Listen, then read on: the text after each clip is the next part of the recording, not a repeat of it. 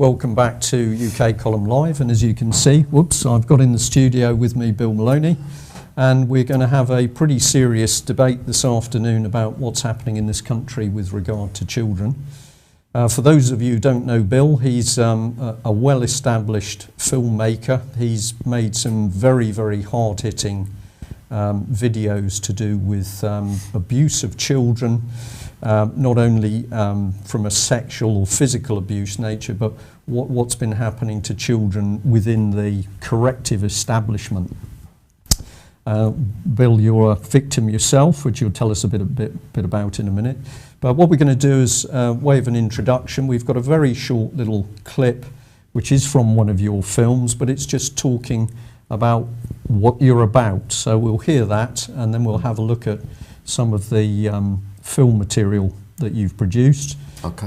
We're going to talk a bit about yourself, and then we'll move on to looking at what's actually happening in UK. So let's see what comes up.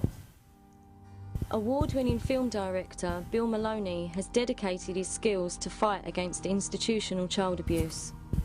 His whole family were brought up and abused in the British care system. In this film, his intention is to allow the victims to speak for themselves in a working-class manner that represents his own culture.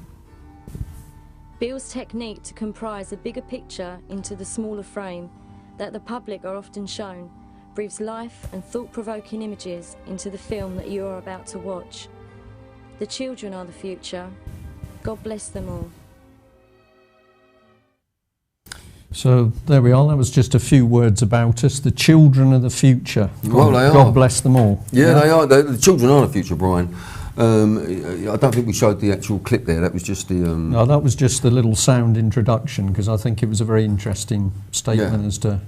you know, with children are the future, and we are the keepers of this planet, the blue planet, and they are the future keepers of the planet. Yeah. Now, you know, when we've got a population in this country of about 68 million, and we've got a third of people that have been abused.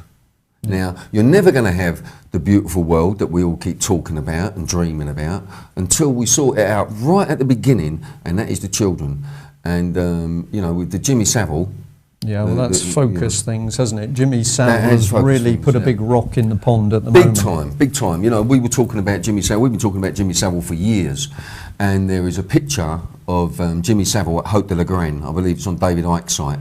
And there is a young blonde girl at the top of the picture, at the top of the pyramid of children that Jimmy Savile is sitting beneath. And that is my sister Diana, God rest her soul, who was killed, I believe, just after 2 weeks after we released the film Sun Seeing Satan to the national media and to the BBC broadcasting media, and she was found dead in her apartment, and the cause of death to this day, after nearly 4 years, is still cause of death unascertained. Right, and that film was about Jersey. That was about Jersey. That was about Haute de la Garenne on the island of Jersey, where we uncovered evidence that has never been disclosed by the BBC, though they are well aware of it. ITV, all the national newspapers, no one has ever mentioned St Saviour's Mental Institution. Now, St Saviour's Mental Institution was a 600-bed mental institution, which was literally a sort of a minute drive at 30 miles an hour from Haute de la Garenne. Now, children from Haute de la Garenne, when a visiting psychiatrist from St Saviour's Mental Institution used to visit Haute de la Garenne, he would warn them, you keep quiet about your allegations of child abuse, otherwise you will wind up in the nut house. Right. Now, I can't understand why St Saviour's was never investigated. Yeah. But the interesting thing about it, Brian, is what isn't put across by our national media is that 2 years before the investigation started proper at Haute de la Garenne, Haute de la Garenne was given a £2.1 million budget for renovation work. That's when they cleaned up. At the same time, 2 years before the investigation, St Saviour's Mental Institution was given an extension to it, even though it was closing down. Right. So they got rid of a lot of evidence there. And you know what my aim is to put people, the public, into this world which is so shocking it seems unreal and almost as if it's a movie, a fabricated. film. It's like a film. Yeah. A movie. Yeah. But you know, when I first started making films, you know, like you say, I was an abuse victim. So by the time I was 20, I'd served 14 years in different institutions in this country, mainly sort of, you know, children's homes, young offenders institutions, Catholic institutions, etc. And my 7 siblings were all abused as well. My sisters, my brother Peter. Is another interesting story. My brother Peter, he was only 17, and I'm sort of 3 years younger than him. So he died, allegedly, he took an overdose and killed himself in a squat in Tunbridge Wells. But what never came out at the inquest was that my brother Peter was under the wing, under the arm of the Pilkingtons, the glass people. Right. Now, one of the Pilkingtons, he became a sir actually. He used to, well, what he said was that he used to like taking kids from the lower class areas, young, that were artists, Brian, and he would encourage them, etc., etc. Well, my brother Peter went on that route and he came out as a heroin addict, and like I say, he was found dead. So the work, you know, that's what motivated me for the work, because my parents, who were Irish immigrants, they came over here in the 50s. My mother was abused in the Catholic institutions in Ireland. So was my father. When they came over here, social services took 8 children away from them. That's all of your family. That is all. That was all my family they took away. Right. And then you know, so it was horrific, and that's why I started making these films. So what was the first film you produced? Well, first of all, I started off in the short film industry because I had to learn my trade. You know. I started making short films. Those normally, my films are normally about 15 minutes. You know, most of the short films are only sort of 3 minutes, but I do go on a little bit. You know. Yeah. So I think I made 7 of those, and I won quite a few awards throughout Europe for the films. And then I was asked to be involved in the Football Factory, but I turned away from that. That was a proper. That was a drama. You know, after I started, it came out of the short films, because the short films lead you into doing your first feature. Right. When you do your first feature, you need a budget. So the Football Factory was to be a feature. The Football Factory was a feature, and the Football Factory made £35 million. So I made the right choice there, didn't I? I don't think. Yeah. Now, I turned that down because I'd made a film called Lunatic, and I took that to. They asked us if they could use it in the New York International Film and Video Festival. So we went out to New York to represent the film, and we won Best International Feature out there. But it was a drama. It's called Lunatic because it was about a guy whose life was revolved around the moon cycle, you know, because we're fluid, and when you think about the tides with the moon, etc., etc. And then I made another film called The Blunderers, which was about a recovering 50-year-old black crack cocaine addict from London, and a 50-year-old white recovering alcoholic, and they lived in a small hut on the beach on the Kent coast. And it was a comedy, you know, but it still had lots of social issues in it. And it was called The Blunderers because whatever these 2 guys done, they messed it up. Yeah. And then it was when I went to New York, actually, Brian, to represent the film Lunatic. That So when was this, just time-wise? Well, that was probably about 6 years ago, when I was out there. But then I started doing, when I was in New York, I went into Harlem.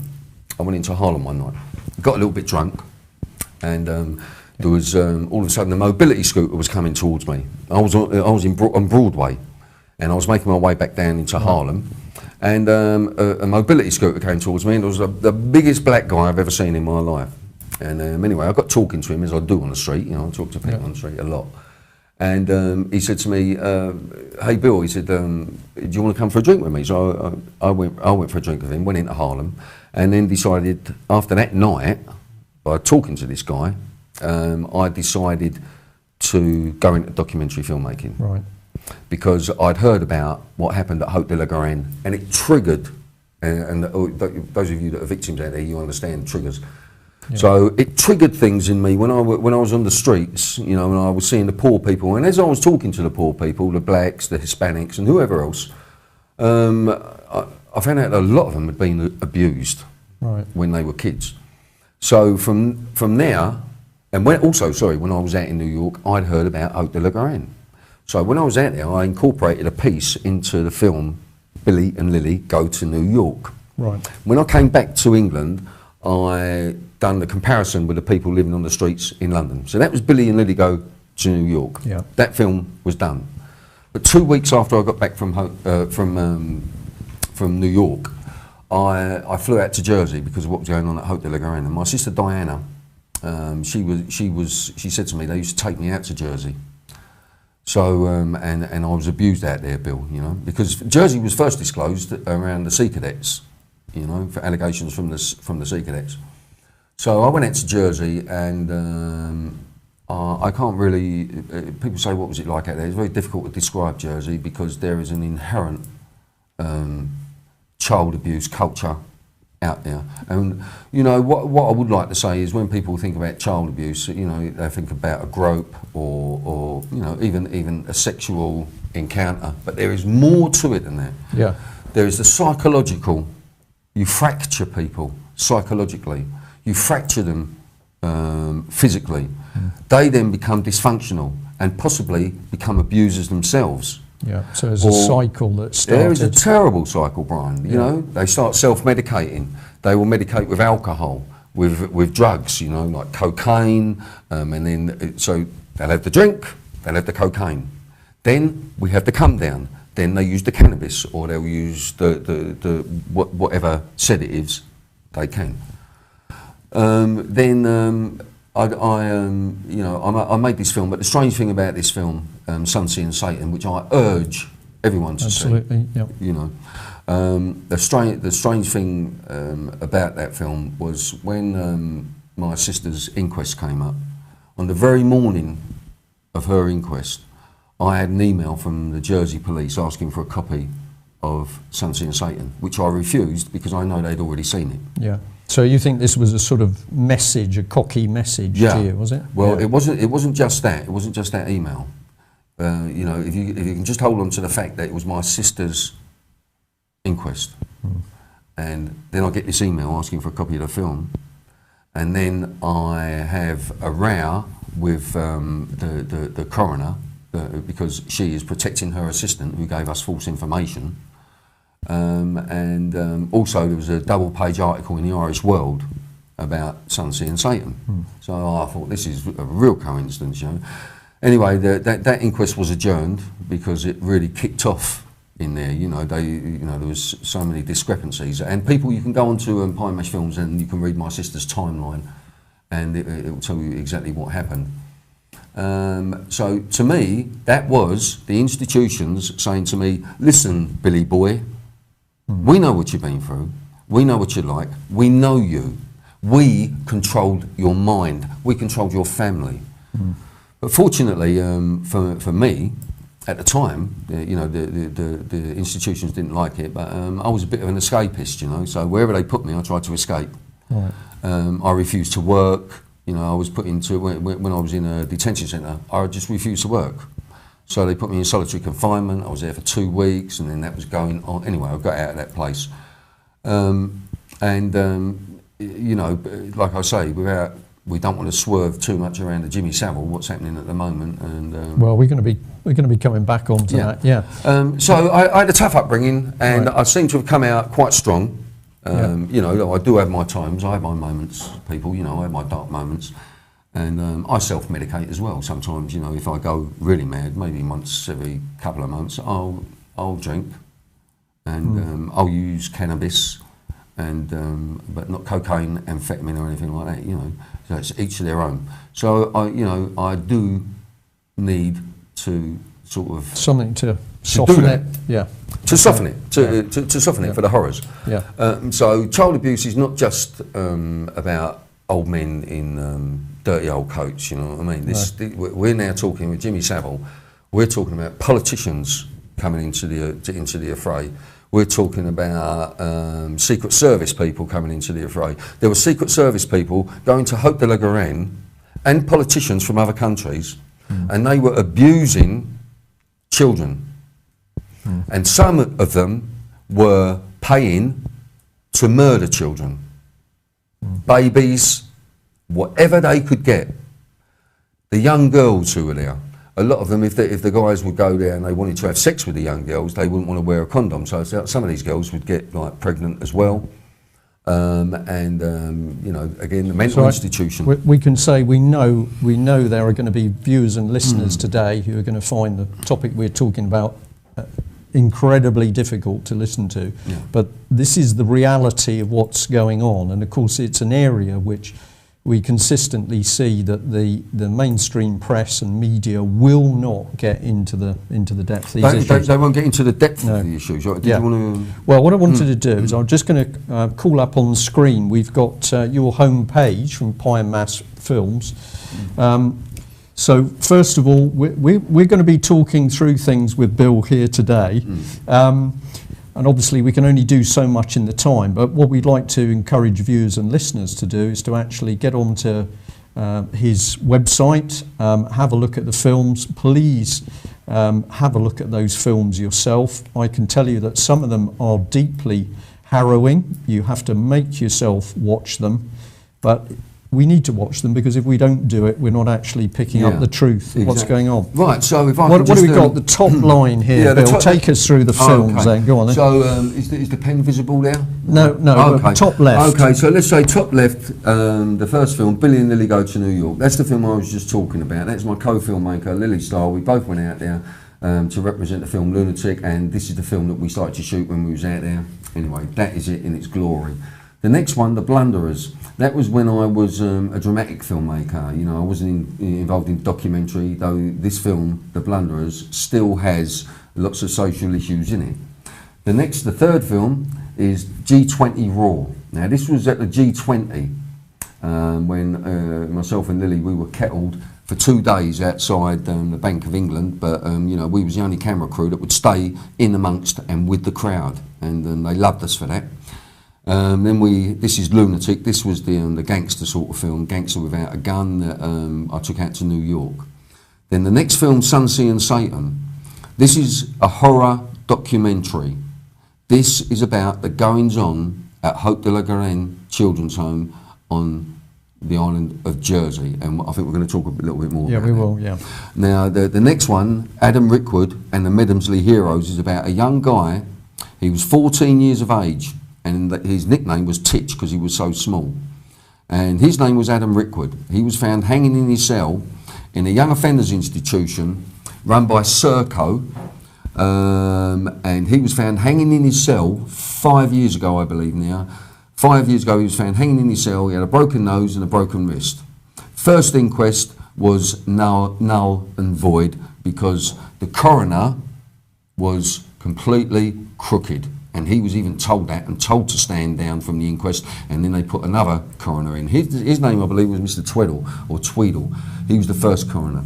Then they put the second coroner in. When the second coroner came in, the first thing he done was banned Adam Rickwood and the Medemsley Heroes film. He banned that film until after the second inquest because he said it will prejudice the inquest. Right. He said, but after the inquest, you can put it back up. So I thought, well, that means if he's saying I can put that film back up, he already knows what is happening because that film covers it. So then we come to Forward Forever the Heroes. Now, I was brought up in Brixton, Peckham and Lewisham, or Brixton, Peckham and Lewisham, as I say, all right? Yeah. Now, Forward Forever the Heroes are about ethnic minorities that have been killed in police custody. And there's been quite a few thousand of them, and no police officers have been brought to task for it. The next one, Street Politicians, was on the day of the last election. I went onto the street and I asked, I think it was around about 500-600 people. They're not all in this film, obviously. Do you trust a politician? Not one of them said yes. Yeah. Not one of them. And then we never see a sort of survey which produces a result like that on TV, do we? No, absolutely, and it is so simple to do. Yeah. We can do it, Brian, you know what I mean? Why can't the BBC? But the BBC are completely in disrepute at the moment, and have just become the government, whatever government's in power, their propaganda machine. Okay, then the next two films, we have Palmer's Boxing Academy. Right, that's second to last there on the screen. We're sorry we haven't got a pointer, but this isn't the BBC. Yeah, second to last. Right. Yeah, and then so that was about a local boxing academy that I wanted to promote, because you know I want to get sport back to the kids. We've been talking about this for years, not just because the Olympic Games are here. And then the final film, The Kids Punch Back, which is a film about the kids victims that are fighting back. So these aren't all the films, you know. When you go on the homepage, you can go into, you know, our news reports as well, which I believe we've got about 50 news reports up as well, which go from sort of 10 minutes, anything up to 20 minutes. So we have really attacked this, you know. Yeah. And now with the Jimmy Savile thing coming out, you know, which we've been talking about for many, many years. And, you know, could I just say to... Just before you do that, yeah. For people who've just seen that web page there for Pie and Mash Films, I'm going to say that Bill and his team are desperate for money to help their filming. And if you go and you watch some of these films and you see the quality of the films, obviously everything connected with it requires money to be able to do it, from travel, accommodation, bring in some external expertise. And if we are to keep the alternative media, of which Pie and Mash Films, very specialist area here, looking at this terribly important subject of what's happening with the children, we need to support it. So I'm going to say, please visit the website, and if you feel able to, please could you make a donation through to Bill for his work? Or what I'd just like to add to that, Brian, is all these films are up for free. Yeah. So we have made no money from these films. Okay. Minuscule. But the point. But the point is, you know, the public, you can watch these for free, but you can also buy DVDs, or you can make donations that will help us to continue with our work. Well, because you know we don't sell many DVDs because they're all up. But if you want to watch the film without buffing on the computer, etc., and you know, a better quality, that would help us, because we don't get any money at all. Yeah. Well, what I'll add to that is the fact that it's been Bill's work, and actually meeting him at some rallies. I can't even remember how long ago it was I first met you, but basically for us coming into contact with Bill Maloney and his team has meant that basically we've started to really understand what this abuse thing is about. Yeah. I haven't enjoyed being told much of the material Bill's given me. As I say, it's unbelievably harrowing. It's very dark. A lot of people simply want to shut their minds to it. It's too difficult. I don't want to go there.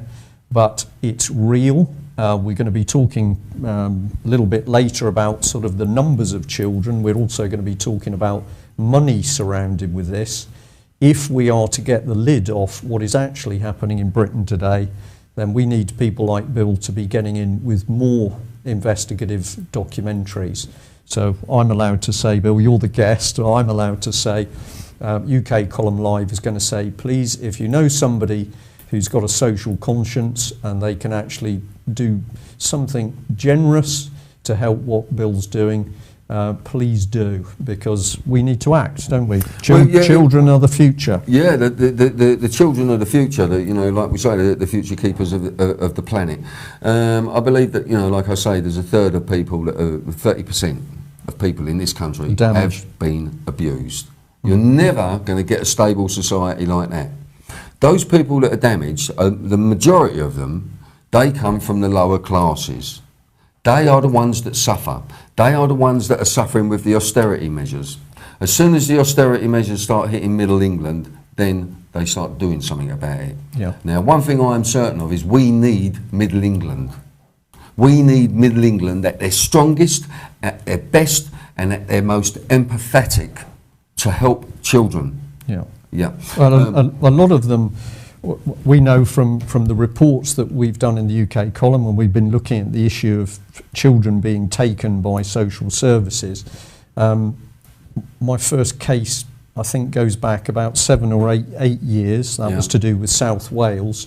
But at that time, you could see that the children that were being taken were also at the bottom end of the spectrum, whatever you want to say. Now, what is clearly happening is that children are being taken not only from middle-class families, they're being taken from wealthy professional people, including barristers, actually, some of them.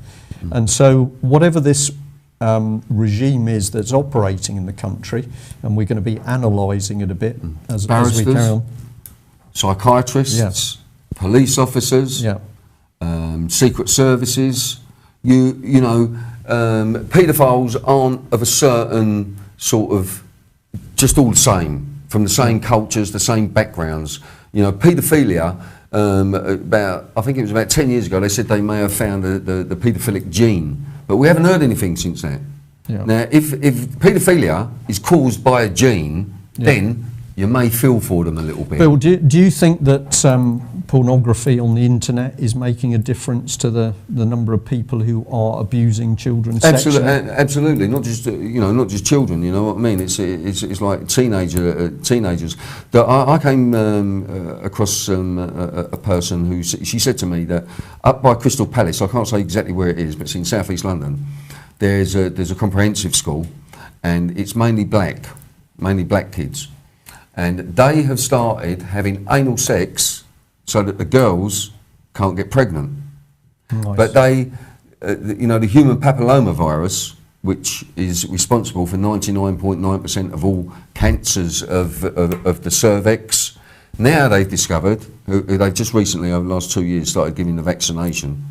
Now they've discovered that it is also, because we carry it as a men, so it causes cancer of the throat, cancer of the anus, anywhere we go, if that makes sense. And yet we know, because it's absolutely blatant, that the sex education going on in schools at the moment is actually softening views and values. So we're promoting this activity amongst children. Absolutely. It's the images that are being passed from children, from phone to phone to phone to phone, you know what I mean?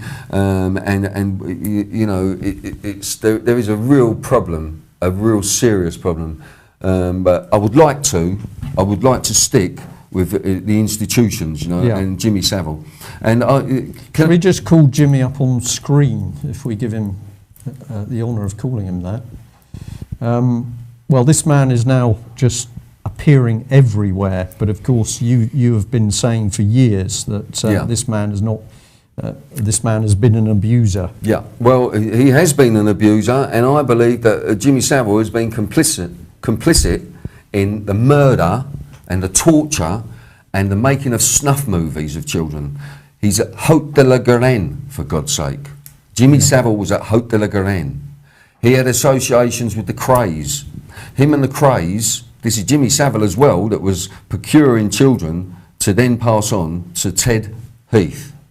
Edward Heath. Well, some people are going to be utterly shocked that we've now got mention of a politician, but if you talk to people who know, like yourself and other people, it's just common knowledge. It's common knowledge to many people. So, but Jimmy Savile, he was a regular visitor to Haute de la Garenne, and what the national media seems to be trying to do is to sanitise this, to water it down by putting people up like Freddie Starr, Cliff Richard. It is not just those people. We have to start looking at people like Prince Andrew. Prince Andrew, one of his best friends, his name is Jeffrey Epstein. Now, Jeffrey Epstein is a billionaire financial dealer. Now, he's got a financial company, but if you want to invest in his company, you have to have $1 billion. Someone went to him with 750 million, and he told him to go away. Not enough. Not enough. It's got to be $1 billion. Right. Now, Jeffrey Epstein was put in prison for child abuse, images, etc.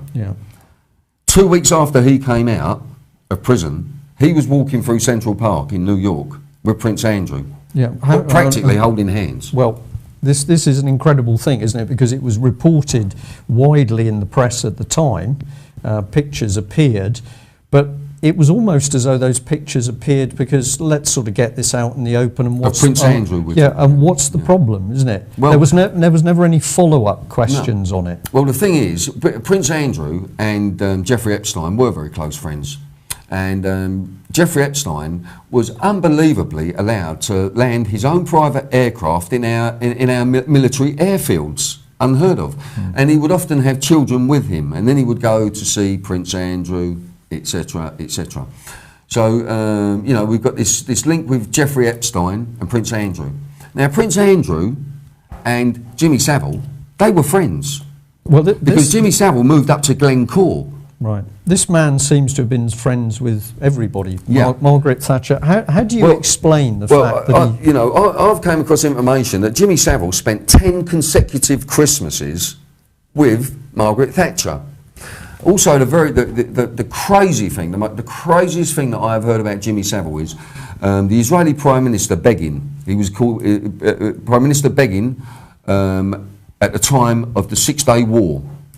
So Israel had the Six-Day War, and then Jimmy Savile was friends with Begin. Now Jimmy Savile said something to Begin, and Begin said to him, I want you to come over here, Jimmy, I want you to come to Israel, I want you to come into a cabinet meeting with me, and I want you to tell the cabinet what you just told me.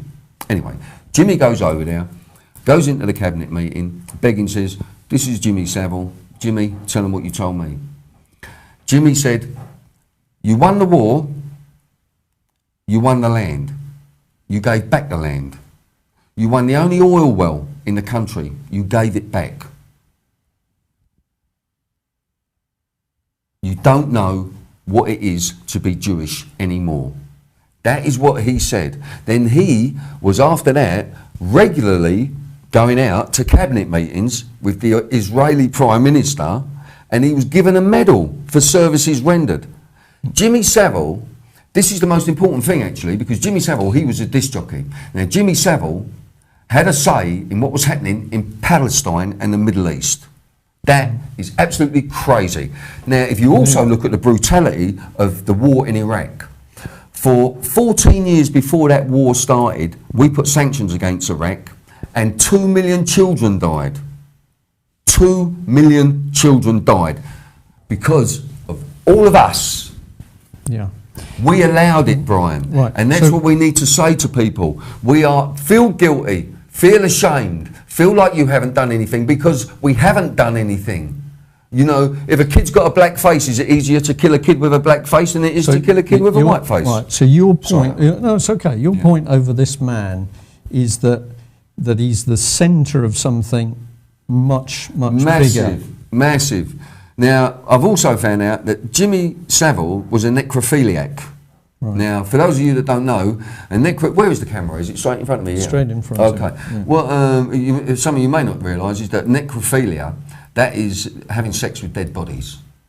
And Jimmy Savile would often go to morticians and offer them money to give him the keys for the morgue so that he could go in and do what he wanted to these dead bodies.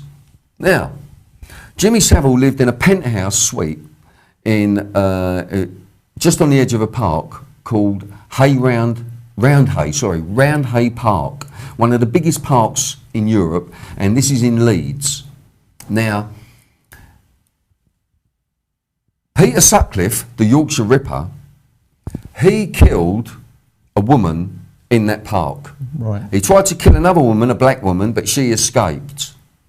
Now, we then discovered that Peter Sutcliffe was a necrophiliac himself.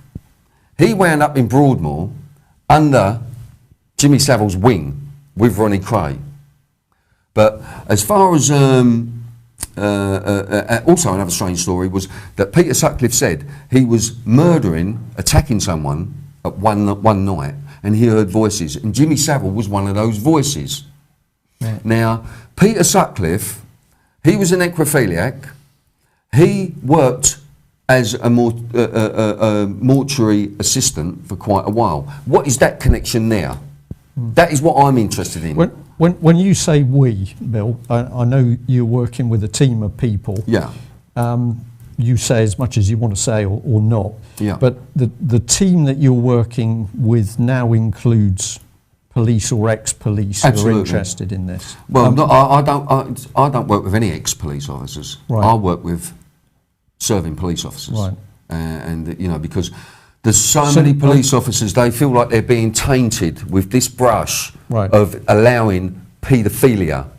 Now, this is an extremely interesting point, because about a year ago I was in a location. It was, I would say, connected with government.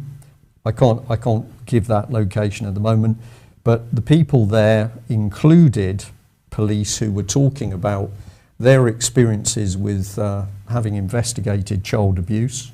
And one individual spoke about doing a survey, this is going back a few years, within all of the police districts to see whether there was any substance to the rumours about how many children were actually being abused and trafficked. So we're talking about thousands of children instead of one or two. Well, sorry, if I may, just finish this.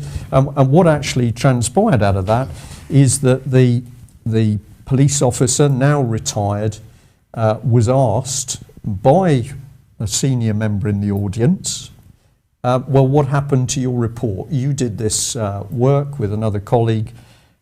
You're telling us that you confirmed that what was going on was massive, that it was interlinked across the country, the abuse was connected with thousands of children. What happened to your report? And the person looked at the audience and said, it went into my boss's safe. That's a senior police officer, and it never saw the light of day. Yeah. Right?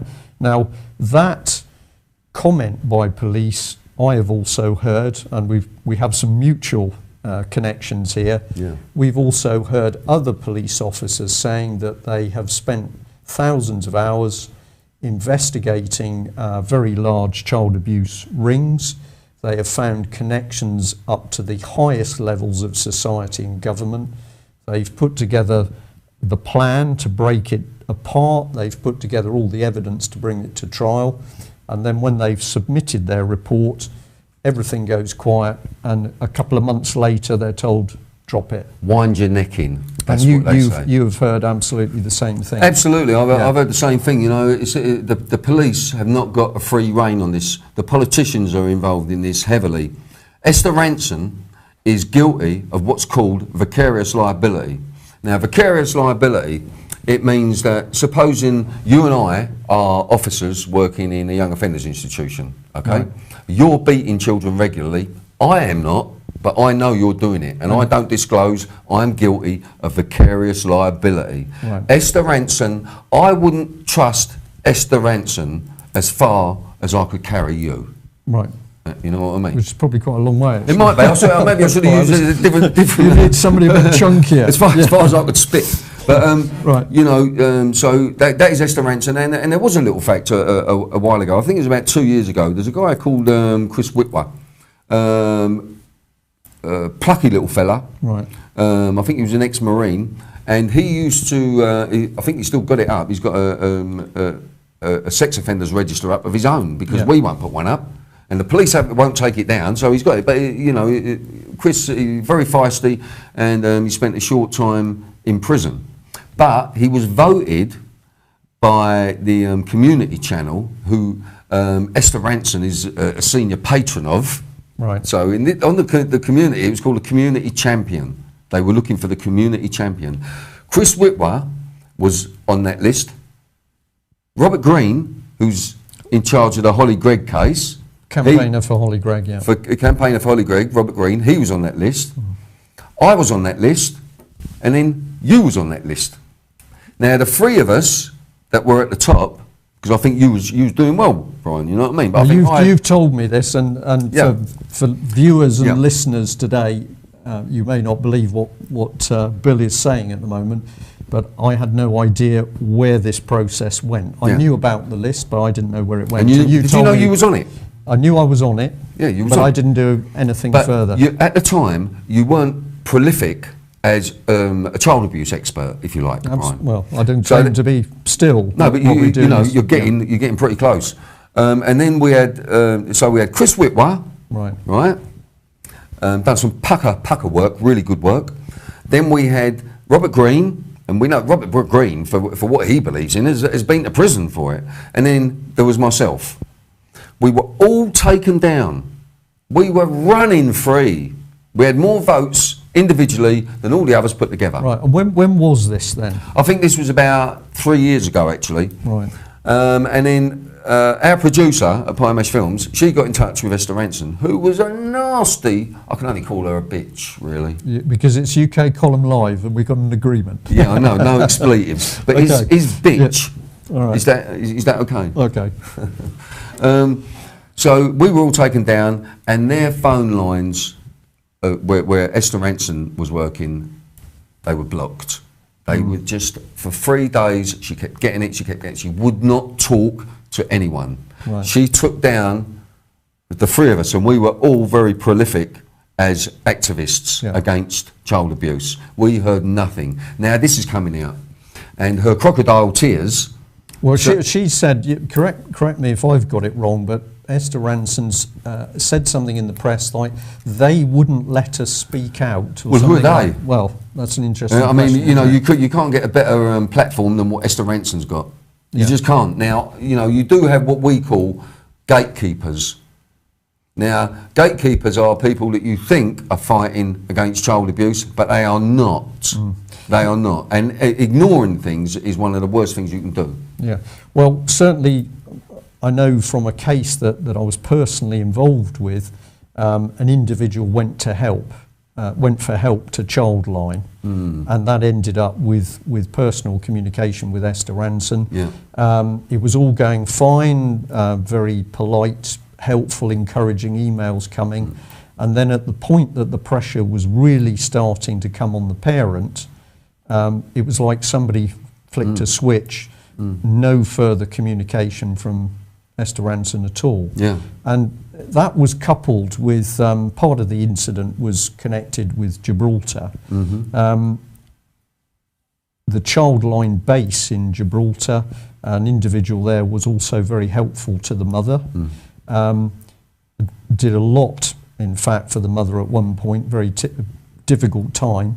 But then the next minute, that person, I understand, has left Gibraltar. Yeah. So, well, you know, you're talking about going abroad as well. You know, it's like I saw some crazy figures about Cambodia. Now, tourists go out there for sex, and in the figures it says 80% of the children, the street children in Cambodia, had been approached for sex by tourists. Yeah, because there's millions of tourists. Yeah, and you know, they're saying, why is this prolific in the third world? I think that's obvious, isn't it? It is obvious. They don't have the infrastructure to deal with it. We have the infrastructure to deal with it. But a couple of weeks ago, I was talking to some police officers at Peckham Police Station, and they said to me, what would you do about this, Bill? I said, well, you've got to hit it very strong, because we're talking about, you know, from all the forces, all the armed forces, paedophile rings.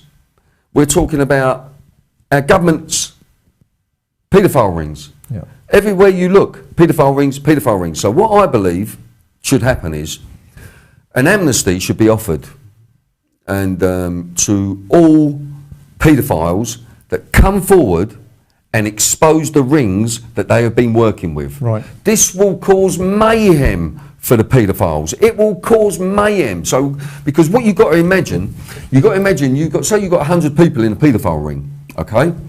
And this comes out. If you disclose, you're going to get amnesty. You can walk away.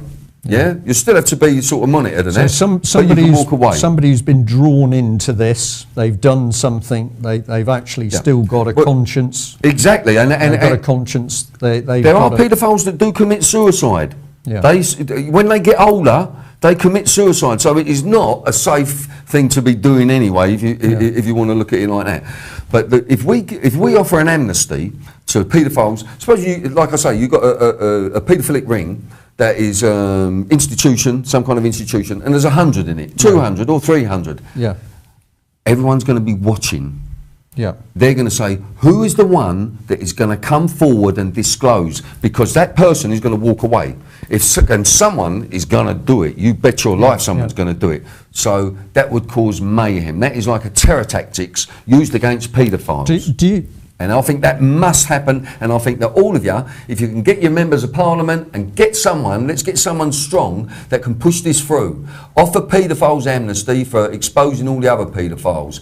But I think the amount that there are will be horrific. Right. Senator Savray from Jersey. Now, wherever we think he stands at the moment, I'm just going to say I just want his quote. I don't want to discuss too much on that. But the quote that Senator Savray made is along the lines that governments love paedophilia because paedophilia is the means by which people can be totally controlled. And this is a very, to me, this is a very astute statement that if I go back into, don't like doing this, go back to the very, very early 70s when I joined the military, you are vetted to see whether you're reliable, and what is checked depending on what your future job is going to be and your security clearances. Do you drink? Are you an alcoholic? Have you got any drug habits? Are you a womanizer? Have you committed adultery? Dirty little secrets. Now the intelligence services wanted that information principally because if you were harbouring dirty little secrets, then you could be blackmailed. And if you could be blackmailed, you were a security risk. That's what I believe was happening at places like Haute de la Garenne. Right. Well, what I wanted to say for the audience this afternoon is that if you actually look at what is developed in our society at the moment, you can now get away with virtually everything. You can be a politician, you can take drugs, you can have mistresses, you can use prostitutes. All of this has happened. You can fiddle your expenses. Start wars. You can start wars. Tell lies to start wars. So all of these things are attributes which we see for British, we'll just stick with Britain, with British politicians. But the one thing which is still not acceptable is the abuse of children. Never will be. Right. But that, to me, seems to just make complete sense that if you want to completely own a politician or you want to own a senior policeman or even a military person, so they're going to do exactly what you want, then you need people who are corrupted in this way. What I believe is, in places like Haute de la Garenne, it's happened in a lot of other countries, so you'll get Haute de la Garenne, and you'd say, say you've got your eye on someone in the Secret Service, right, who's been a little bit tricky, causing grief or anything like that. What you do, you get them a Haute de la Garenne, and you let them have a kid, but you film it. When that person gets home, you send them the film. They will do anything you want them to. They will do anything you say. We have to look higher than the entertainment industry. The entertainment industry has opened this up via the monster, the child abuser, the child killer, the necrophiliac, Jimmy Savile. And that is true. I'm not making this up. No, okay, because I've been talking about stuff like this for many years now, and now it's starting to come out. But the BBC at this moment are trying to sanitise this because there were very major people in the BBC. The BBC is the government's propaganda machine. That is theirs. They own it. Well, and we just 1 minute, Brian. We give them £3.45 billion every year. And I found out the other day that if you're blind, instead of giving the BBC, I think it's £145 whatever, or £147, you only have to give them £72. The BBC are taking licence fees, Brian, off of the blind.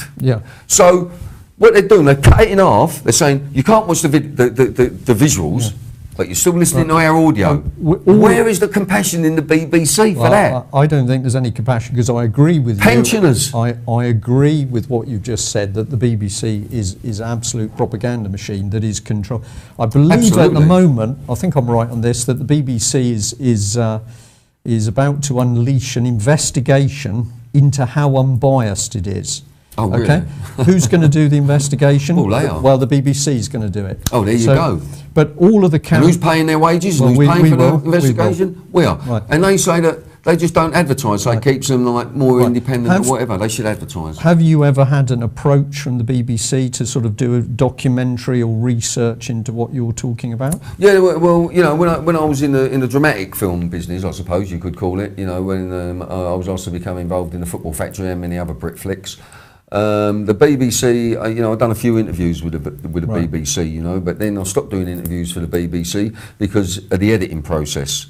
You see what we're doing now, you know, there's no editing in this, Brian. No, it's going out live. We're sitting there, it's going out live. Yeah, but even when things go out live, they can still edit it. You'll be surprised what they can do. You can change a story completely through editing, you know. It's like the BBC with me, they were doing sort of hour interviews, hour and a half interviews, and then they was looking at the style, the way I was shooting films, the grittiness of it, and then they tried to start getting their... I could see their reporters almost wanting to swear like I do, you know what I mean, in the films. Yeah. Which was a bit crazy, or becoming more using the hands, more gestures, etc., and trying to become involved in the subject that they're talking about. Now, if you're a reporter, which I am, I hold a press pass. Now, if you're reporting on a film, you should still you remain unbiased, but sometimes you just have to show your emotions. And you never see these reporters doing it on Sky, or they're all dressed the same. I saw a guy. He was in the country, right out in the sticks, and he was reporting on the floods. Yeah. And he's in this rural area. He's got a suit on. He's got a tie on. I'm doing it now because but we're not flooded yet. Well, we were earlier on. We won't get flooded by the audience. We have to talk about that. Yeah. But yeah, I know exactly what you mean. But people who are in this doing very serious work, even when you're dealing in documentation about. I'll stick to the area that I've done most in, which is the children being taken away by child services. Even when the documentation exists, the BBC does not want to get involved, and the rest of the mainstream media. Yeah. Booker from the Telegraph, Christopher Booker, who's done some pretty crunchy articles on what's been happening in family courts, but he's quite happy to say that the key problem is the moment you start to get to the nitty-gritty of what's going on, the legal teams start to warn off the editorial boards. Well, look, I'll tell you what, that takes us nicely into Jack Straw. You see Jack Straw, it was about, I think it was about 4 years ago when I was still in the process of making Adam Rickwood and the Medhamsley Heroes. But about 4 years ago, he made it so that any child that is abused in care, it was illegal for that child to put that story into the public domain. Of course that was Jack Straw. Can I just finish this? Go on, yeah. And while Jack Straw was given the job of overhauling the sex offenders register, his own brother William was on it for 2 counts. Yeah. Well, we did a little bit of work on this before the show, so I'm just going to call up a slide here for the man himself.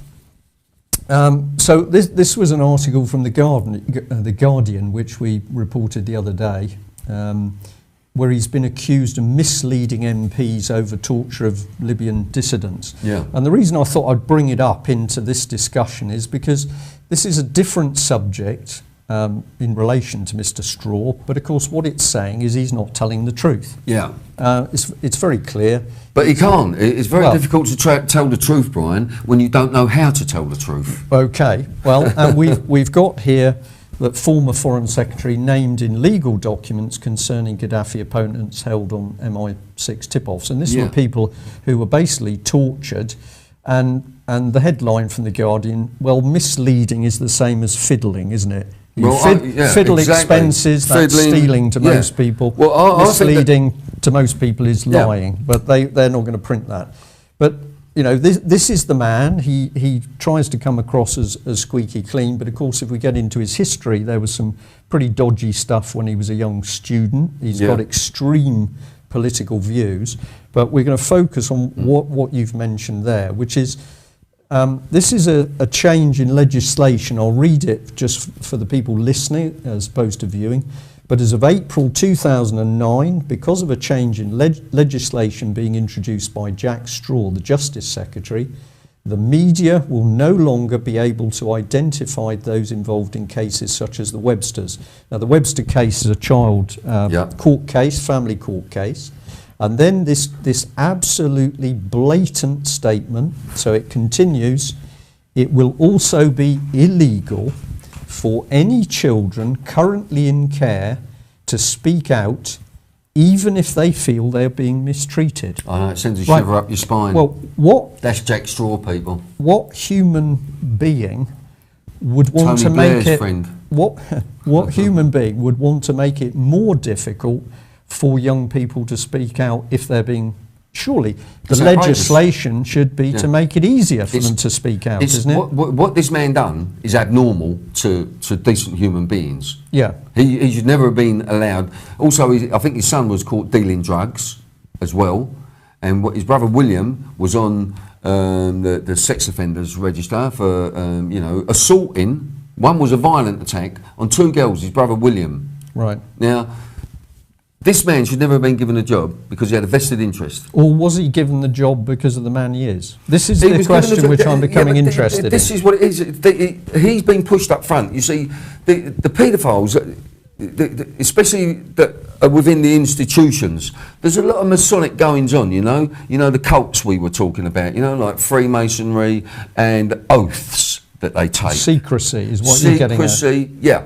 And the sexuality, Sorry, you have to, the table's sort of rocking, the sexuality of children. It's like, I often think of like all the men and women in prisons, sexuality. What do they do? Right, so you've got to talk about masturbation. Then, if you look in all the armed forces, the men and women that are in the armed forces, no sex, masturbation again. Sexual desire is a very, very powerful human phenomenon. Yeah. And what do they do? So, sorry, Brian. So then, if we look at the Catholic Church and the celibacy with the nuns and the priests, I say it quite a lot actually. It was a nun that taught me how to fly. She grabbed me by the ear, I was only 4, and she said, come on, I'm going to teach you how to fly. Took me in a room, started throwing me around the room. For 3 years, I was in Mill Hill, North London, in a place called St Vincent's, and it was an orphanage. I was beaten on my bare backside every single night by the same nun with the hard side of a hairbrush, and all the other nuns were at it. And a novice young actually tried to abuse me when she was lifting me out of the bath as well. But someone came in. I want to just stay on Mr. Straw at the moment. We've actually got 2 clips. The first one, so that's the second clip, Mike, please, if we can manage that one. This is just to get people's minds into the frame of the sort of environment that we're talking about for children. So it's the film clip of the youngsters being put into the cells, which is from your film. Yeah. So we just see that, and then we've got a little bit of audio of Mr. Straw talking about this business of children being stopped from speaking out. So if we can just play the first one, Mike, if you're happy with that. Hear a lot of people saying something, but you don't know where they've been, and it ain't worth asking. Only your baby young, you're too young, you're too young, too young, too young to sing the blues, too young, you're too young.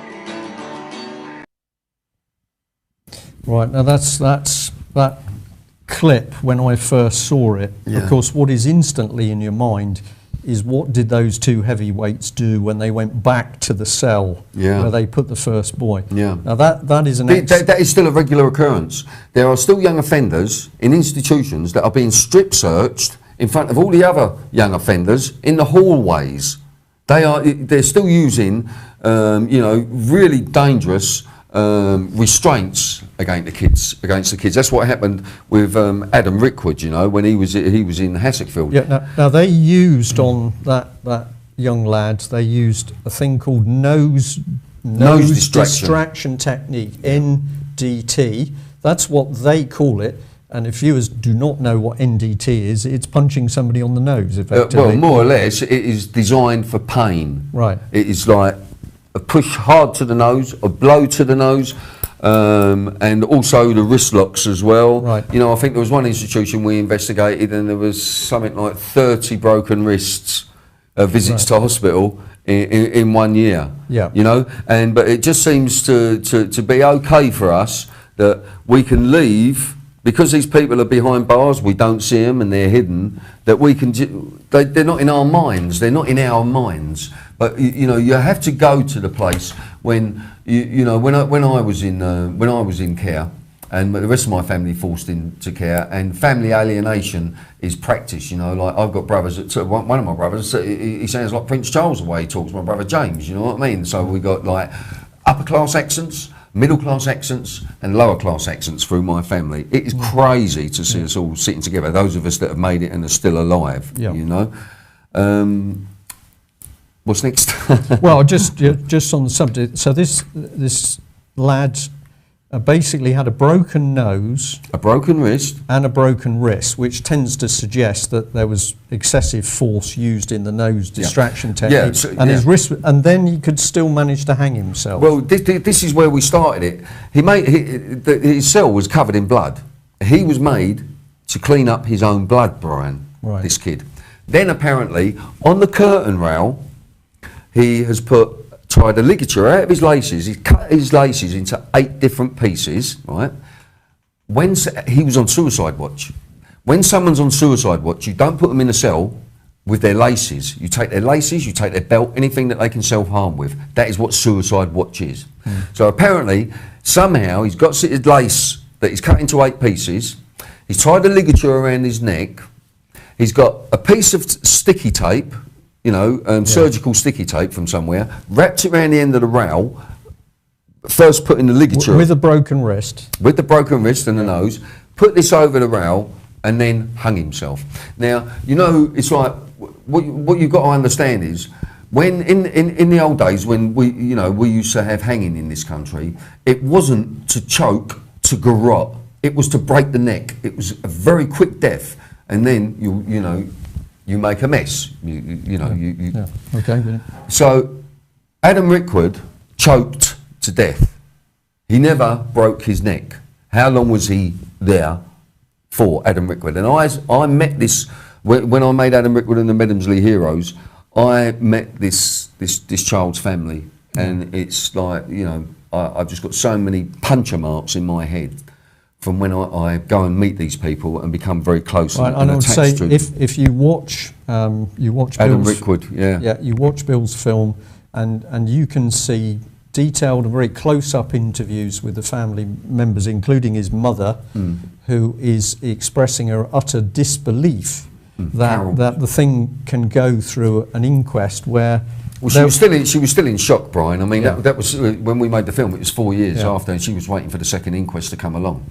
But this place that he was killed in, Hassockfield, the reason the film is called Adam Rickwood and the Medhamsley Heroes is Adam Rickwood brought it up to date, right? Yeah. Saying that we're still doing it because the place was originally called Medhamsley. Yeah. Now, the prolific paedophile Neville Husband was operating there, right?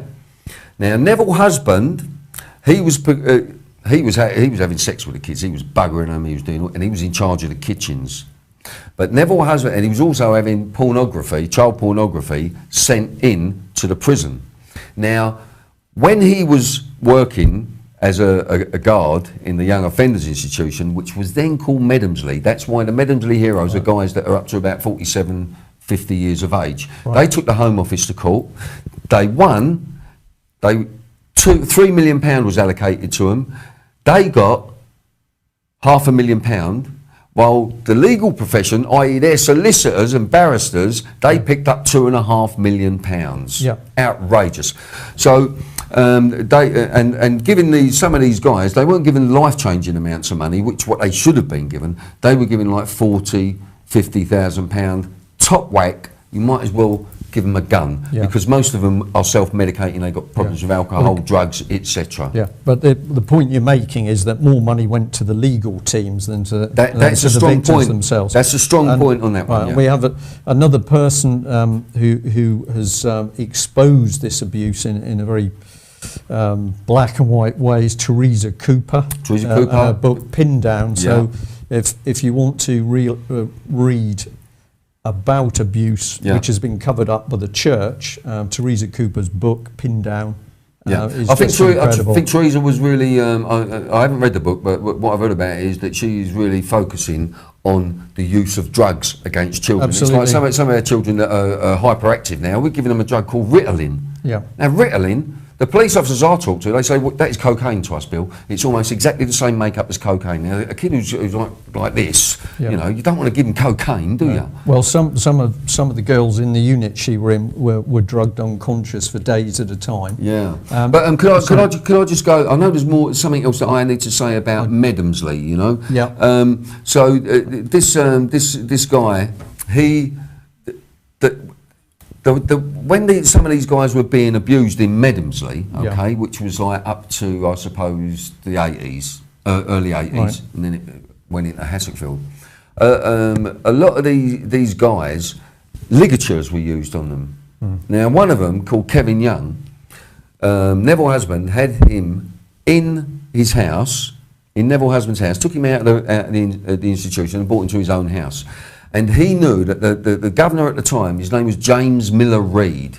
Now, James Miller Reid, he was buggering Kevin Young while Neville Husband was turning the ligature and he was going in and out of consciousness. And he knew it was James Miller Reid because he was the only person, down the bottom of the blindfold, he could see his brown brogues. He was the only one who had brown brogues in the institution, Brian. So, but the strange thing was, when the investigation started, James Miller Reid was found dead in an orchard near Canterbury in Kent. Right. There's a lot of people dying. Jimmy Savile. When Jimmy Savile made that documentary with Louis Theroux, and all the people in Jimmy Savile's paedophilic ring, including royals, they were terrified. What are you doing, Jimmy? What on earth are you... Why did he make the documentary? He didn't have to make the documentary. But he made the documentary, and I don't believe that Jimmy Savile died of natural causes.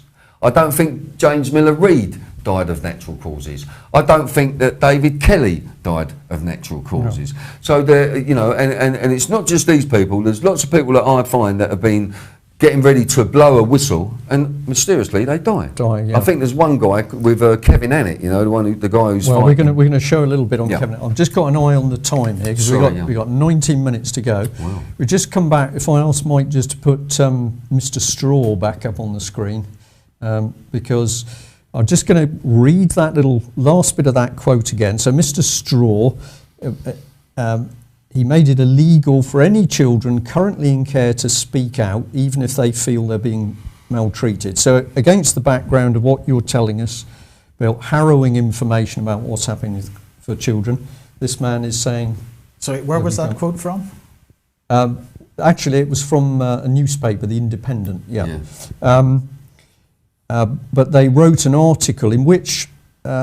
they were quite outspoken in saying this is incredible. It's like you say, that's what Jack Straw says. It would also be illegal for any children currently in care to speak out, even if they feel they are being maltreated. Now, you have got audio of Mr. Straw being asked about this, haven't you? I think the film footage speaks for itself, Brian. Well, if Mike can manage its movie clip 3, I think. Yesterday, I was in the cab. I picked up a film. Was this a proper one? A proper cab, yeah. I was in my cab working, and I had a guy in the cab, and he's a very independent. Bill Maloney's name. He makes little independent films and stuff. And I didn't realise he's working on one now about child abuse, and I didn't realise he said to me to say to you, why in 2009 you made it illegal or for any children in care to speak out about being ill-treated. Did you do that, Jack? No. He said that was something to do with you, and I said, I've got you. He said, oh, Jack Straw, he made it illegal. I grant this. Children in care to speak out. I said, well, I'll ask him that tomorrow. One it gets involved in so much that occasionally you have memory lapse, but I think I remember that. I don't remember. I mean, it's not. I mean, amongst other things, it's not my area of responsibility. I mean, actually, I don't know where it's coming from, because one of the things I've been doing is to try and open up the family courts where a lot of these issues get argued about. so that people, the press would not be able to report the names of the kids or therefore their parents, but they would be able to say, well, this is a really odd decision.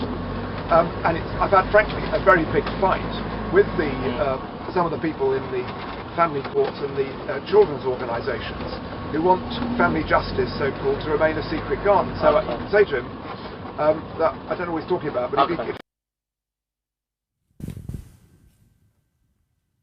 Well, I think what we missed at the beginning of the clip was the explanation. What the audience don't realise is that guy, the black cab driver who Jack Straw blatantly lied to, was a friend of mine. And he was given the job because he does acting as well, and I trained him as an actor, the cab driver. And one day the Sun went to him because they was looking for someone who could pick up, I think it was the last election, they could pick up politicians and they'd talk on the cab, and then the Sun would put it up on their site, you know what I mean, and people could see it. So Jack Straw blatantly lied there. So that is what happened, and he didn't expect that, but you can see how easily the man lies. He is an outrageous liar, and I think that Jack Straw should be behind bars. Well, okay, so we're saying to the audience today, just think about, we're not providing the absolute answer to this thing, but we're asking the question. Well, we haven't got time.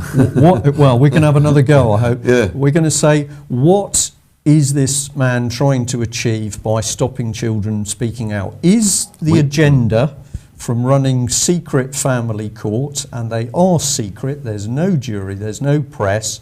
We've even got a mother who's had her 2 boys taken away from her, who is now not allowed to even mention the names of her 2 boys. She can only show them by holding up her wrists, because she's got the names of the 2 children on her wrists. So it seems if you apply common sense, which is a pretty reasonable thing to do, if you apply common sense, surely we must be saying that the only reason you would want to stop children speaking out if they claim or allege they're being abused is to cover up what's going on. Is to cover up the evidence and not to put the perpetrators, the institutional perpetrators, into the dock where they should be. And these sentences, the tariff has got to go up. But of course we haven't got clean courts at the moment, because we also know... I don't believe we've ever had a clean court. Absolutely. We've certainly got judges who have themselves been put in prison for being paedophiles or abuse or sexual abuse. Not too many though. Not too many. But if we have a look at another politician, and the lady concerned is Harriet Harman. Here she is. She's, of course, looking very clean and smart and upper middle class. Do you think? She's not quite upper class, I don't think. Well, I don't know, Brian. I just think bitch. Well, here is the woman. And if we dig back into her history, we find that when she was originally connected with the National Council for Civil Liberties, which is the forerunner of Liberty, the organisation, she was lobbying for the rules on pornographic photos of children to be relaxed. And if I show this in a bit more detail, here she is looking a little bit chubbier and younger, of course, and I'll just read what was going out. In NCCL's official response to the government's plans to reform sex laws, dubbed Lolita's Charter, it suggested reducing the age of consent and argued that childhood sexual experiences willingly engaged in with an adult result in no identifiable damage. It claimed that children can suffer more from having to retell their experiences in the court or the press. And then in an official NCCL response, which was signed by the then Miss Harman, that was a response to the Protection of Children Bill, it was claimed that the new law could lead to damaging and absurd prosecutions and increase censorship. She suggested that a pornographic photo or film of a child should not be considered indecent unless it could be shown that the subject had suffered, and that prosecutors would have to prove harm rather than defendants having to justify themselves. And at the time that this lady made this remarkable statement... Evil statement, Brian, I think.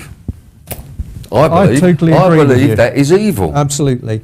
And we've got, well, okay, the images come off there, but at that time, the National Council for Civil Liberties was directly linked into an organisation called PI, the Paedophile Information Exchange, and it was also linked into PAL, Paedophile Action for Liberty. So we just ask a question here. We've got one. They happen to be Labour MPs, but we'll talk about that in a minute. We've got one Labour MP who's quietly bringing in a law, so it's stopping children who are being abused speaking out. A classic example with that going on at the moment is Oxford and Cherwell Valley College, where none of the Oxfordshire Safeguarding Board have actually dealt with evidence of abuse within the college. So one man is denying children the opportunity of speaking out, and then here we've got a lady who is actually pushing to make it easier to take pornographic pictures of children. Well, there you go. I mean, you know... do they not think like ordinary people? What do you think is going on? Well, what we have to do is, first of all, when you look at young offenders institutions, it is Her Majesty's Young Offenders Institution. Right. Prisons, Her Majesty's Prison, HMP. Now, Lancaster Prison, for example, was built purely to give money to the Crown. We've got Prince Andrew messing about with one of the most prolific child traffickers, richest anyway, i.e. Jeffrey Epstein. We have to start looking at these people. And asking the questions. And asking the questions. Why is Prince William being groomed to be king? I mean, Prince William, I'll tell you what he has had, the Order of the Garter. And his job, he went straight into the city and he was interested in money. Yeah. That's what he was doing. We have Charles, we have serious allegations against. I don't like calling them princes. I don't like princes. Well, we're just going to play the game in this. Yeah, program. well, we're playing the game in this one. You know, the knighting of someone, Sir Jimmy Savile. I mean, why? Yeah. Why? Kneeling. I mean, this is a Christian society. Well, now, the Bible tells us you do not kneel or bow to anyone. Or take an oath. Or take an oath. Yeah. And then when we get this knighthood, you know, the Queen owns the island of Jersey. Right, so we don't own it, Brian. The UK doesn't own the island of Jersey. Okay. The Queen, the Crown, owns the island of Jersey. Let's get that straight. Right. And she has taken no responsibility. All she's got to say, this is outrageous. She said something about Hamza, the guy, is it Hamza? Hamza, who was just sent to America. She said, why is this evil man still here? Yeah? Why doesn't she say, why has all this evil stuff been going on the island that I own? She should be saying this to Phil. It's a very good question. What happened on our island, Phil? Don't you think we should speak up and say we don't know nothing about it, or we're going to get it sorted out? Okay. Nothing. Absolutely, Bill. We've got 9 minutes, and there's a few things I think we ought to ram into the programme. Yeah. Just sticking on politicians and what it's about. Money you've mentioned. Now, a figure which I think you said to me last night was that to keep a child in one of these young offenders institutions, so it's being run by Serco, the biggest company you've never heard of, and I think you said £175,000 a year. Right, well, that's Serco. But then you've got councils that have secure children's homes, £250,000. Per child up to £250,000 per child per year. You can go and foster a child, Brian, okay? On the backs of buses now. We were talking about it this morning.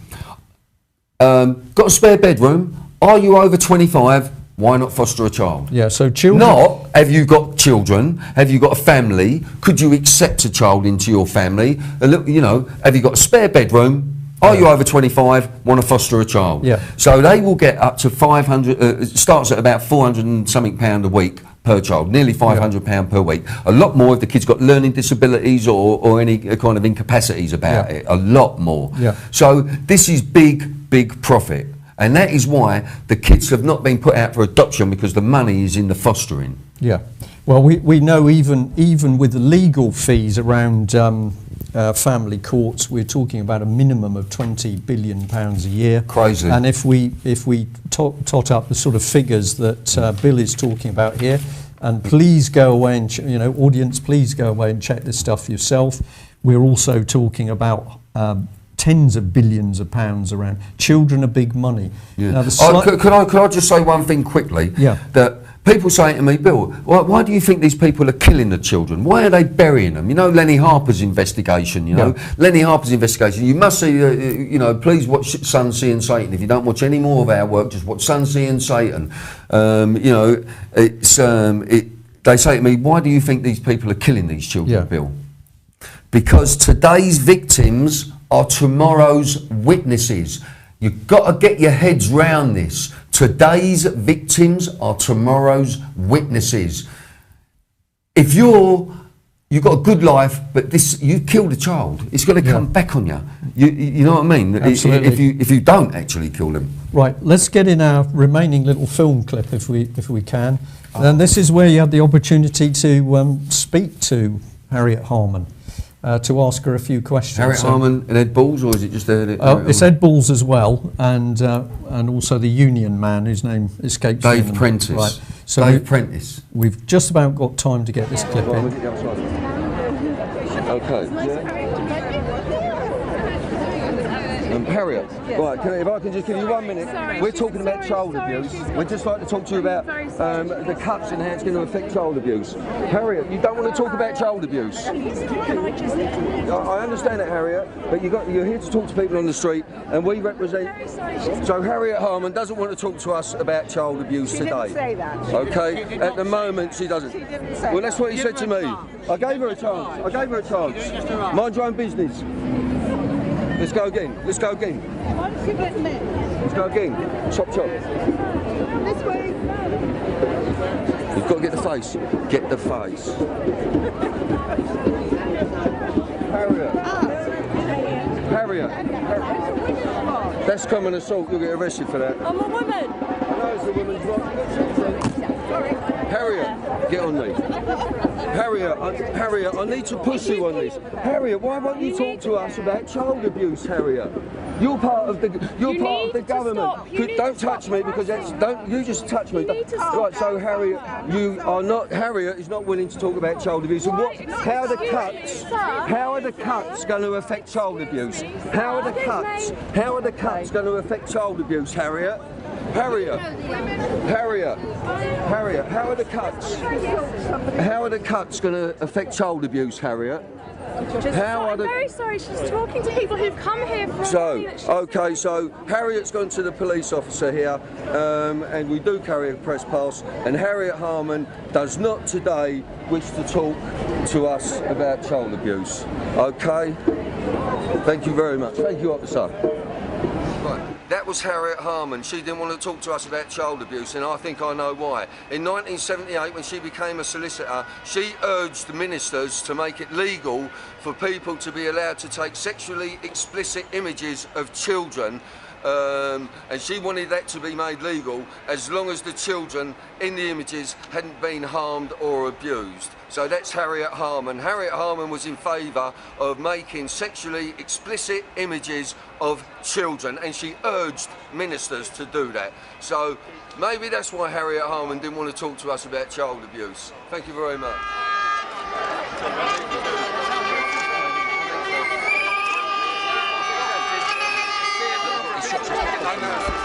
It's Bill Maloney, and I represent a film company called Primass Films, and we're interested in what the cuts are going to do against child abuse and young offenders institutions. Hey, mate, I think it's very important we make... I'll talk to Ed, not you. You're here to talk to people. I'm just on the BBC. Ed, I represent the lower working classes, and I'd like to know what you're going to do, and what your government... Let that girl alone. I want to know what you're going to do to help child abuse. And you've been talked about this before. What are you going to do about child abuse in our young offenders institutes? Bill, yeah, so you don't want to talk about it. Well, talk to me about it. Let go. What are you going to do about institutional child abuse operating in this? There you go. Yeah, there you go. Well, so they don't want to talk about this subject. No, they don't want to talk at all. No, they don't. Right, we've got a couple of minutes, just a couple of quick slides to put up. This one turns me cold. We now know what's been going on in the BBC, and this is the BBC a few years ago, where the BBC were advertising children for adoption. They had a magazine called Families Wanted. I have a copy of that magazine. You open it, children being advertised like puppies or iPods. Yeah. Where are these? Where have they come from? Have they been willingly given up? So that's one. The second one is that we know that the BBC is highly selective. It doesn't want to get involved with the Holly Gregg case. Down syndrome girl abused. The BBC doesn't want to get involved. Once again, institutions. Right, and here is Kevin Annett, a pastor who's been warning about the abuse of children in Canada, but with links back to Britain. He's now been banned from Britain. And links to the Crown as well. Our Queen and Prince Philip going out to Canada and taking 10 children from the smart class of a school, and those kids never been seen again, and made to kiss our Queen's feet. Those are in Kevin Annett's documentary. Bill, I'm going to thank you for coming on the programme. It's been a pleasure. What are we going to say people need to do about this? You have to go to, you need to get to your MPs, and you need to tell them that you want an amnesty. You want an amnesty for paedophiles that will come forward and expose paedophile rings. That will terrorise them. That is our terror tactics. Our terror tactics, like our government uses against the paedophiles. Okay, and I think we're going to leave viewers and listeners with a simple comment that it's becoming obvious that in Britain in 2012, the paedophile rings aren't low-level paedophile rings. They are being supported and controlled and facilitated through the highest level of government and the established